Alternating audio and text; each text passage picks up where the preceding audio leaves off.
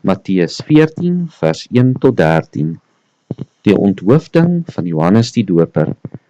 En in daardie tyd het Herodes die viervors die gerig van Jesus gehoor en aan sy knegte gesê, hierdie man is Johannes die Doper.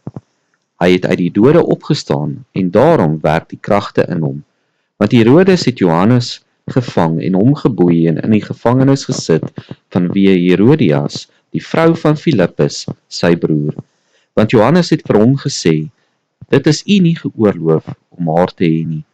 En hoewel hy hom wou doodmaak, het hy die skare gevrees, omdat hulle hom vir 'n profeet gehou het.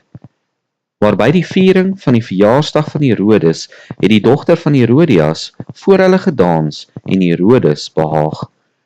Daarom het hy met 'n eed beloof om haar enigiets te gee wat sy sou vra.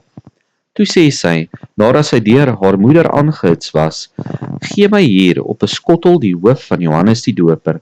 En die koning het treurig geword. Maar terwille van die eed en die feesgenote het hy beveel dat dit gegee moes word. En hy het gestuur en Johannes in die gevangenis onthoof.